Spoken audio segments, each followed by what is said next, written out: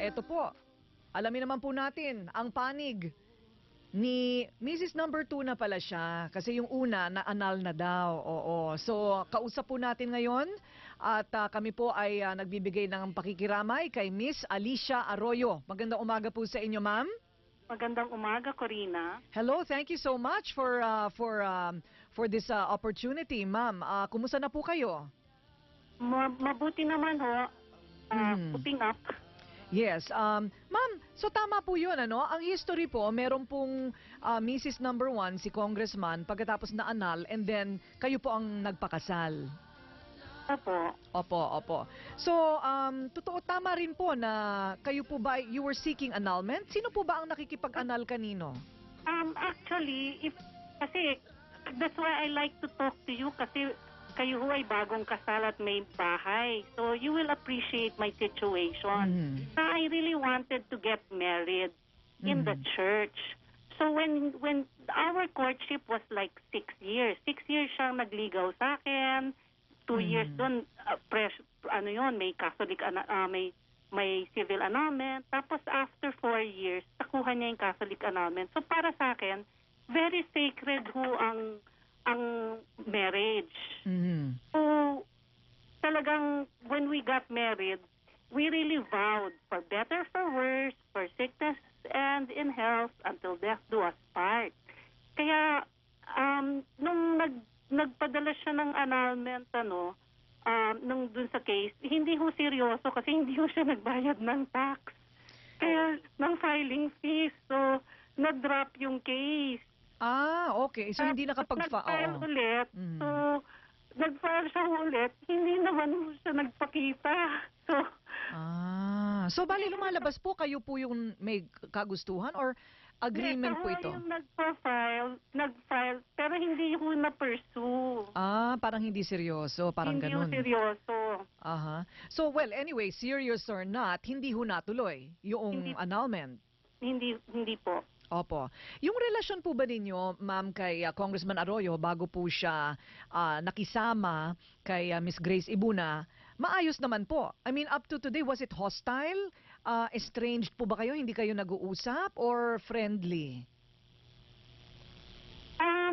He always denied Grace Ibuna Dinedeny sa inyo? Deny niya ko. Pag tinatanong nyo? Oo. Tapos biglang, pati sa korte ho, dininay niya ho. Pati sa korte, dinideny niya? Opo.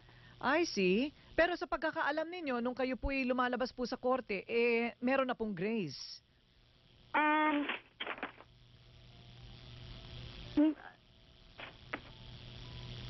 Meron na ho.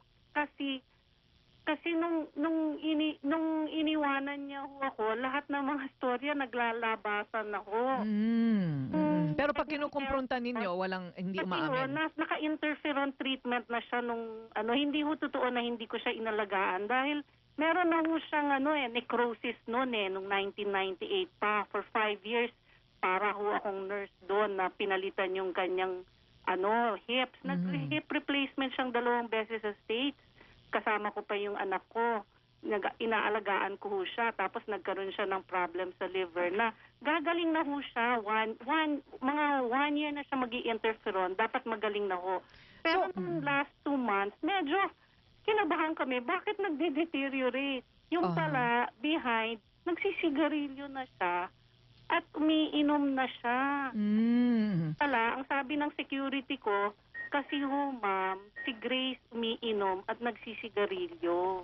So, yung wala na ho kami magawa dahil yung mga doktor, hindi ho kami tinanggap kasi hindi na nagpa-follow ng orders. Okay. Ma'am, so bale, so legal po kayong asawa and sabi nga po ninyo, you perform. How many children do you have?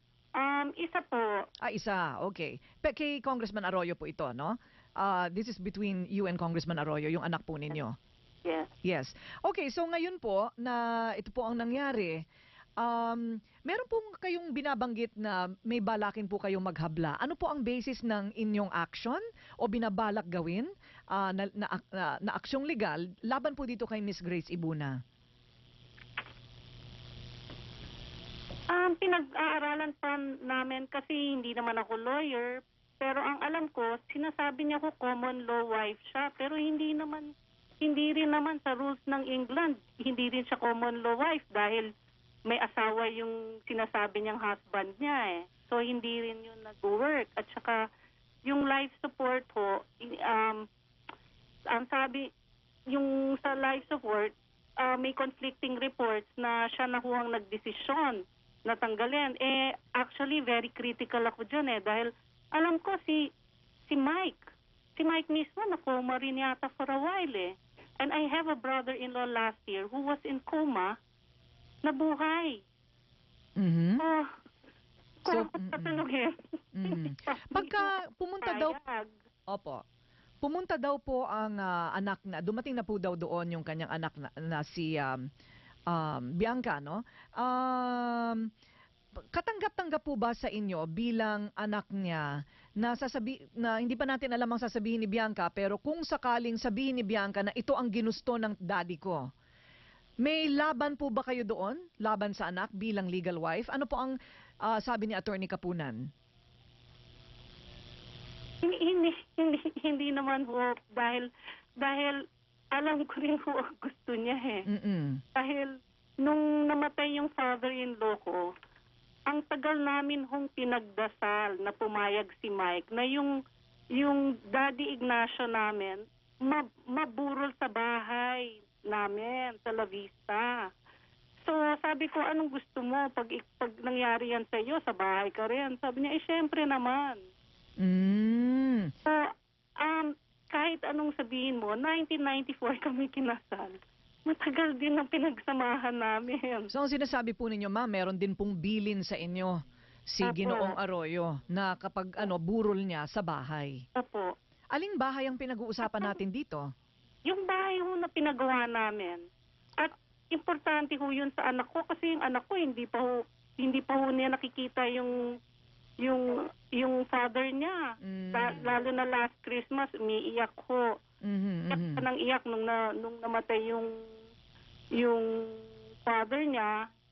Muna life support, iyak na siya ng iyak. Tapos nung nabalitaan niya namatay, iyak na iyak.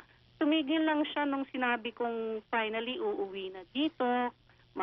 You can spend time with him together with Bianca and Dina. Nung nalaman niya yon, biglang nag-smile na siya. What about meron po ba kayo nalalaman na existing will tungkol po sa mga naiwang property at kayamanan nito pong inyong asawa?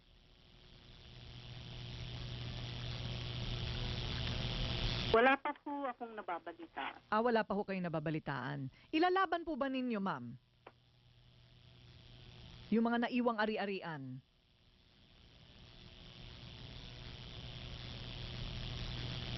Alam niyo naman ho as a legal wife, it is our right.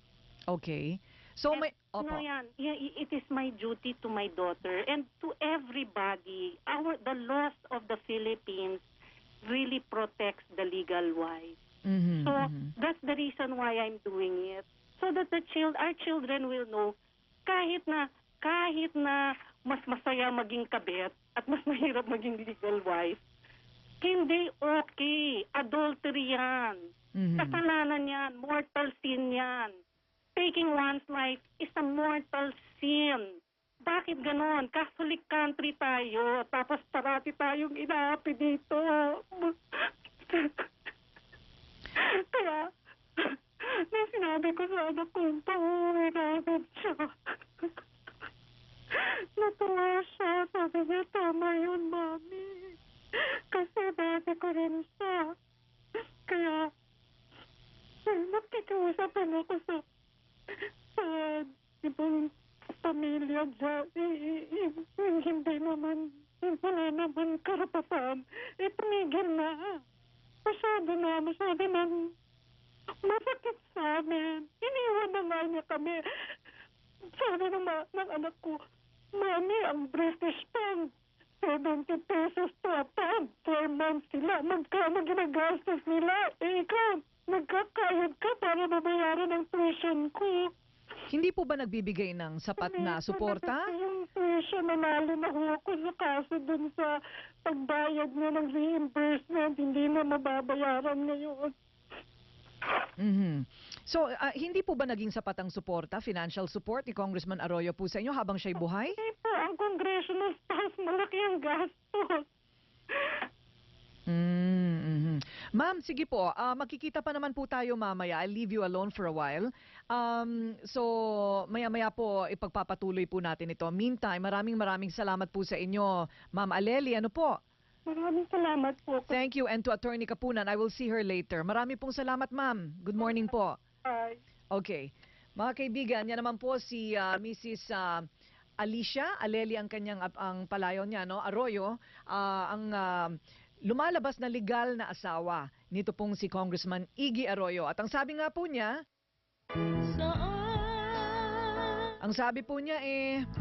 sana ko nagkamali. Wala naman akong ginagawa, bakit ako nagkakaganito? Bakit siya'y sawi at inaapi? Yan ang kanyang sinabi kanina. Hindi ko to dinadrama ha, totoo ito. Nagkataong terno lang sa music. Mamaya po, abangan po ninyo ang ating report sa TV Patrol tungkol po dito. Ano po ito? Kapupulutan po ng aral. Susundan po natin ang mga pangyayari.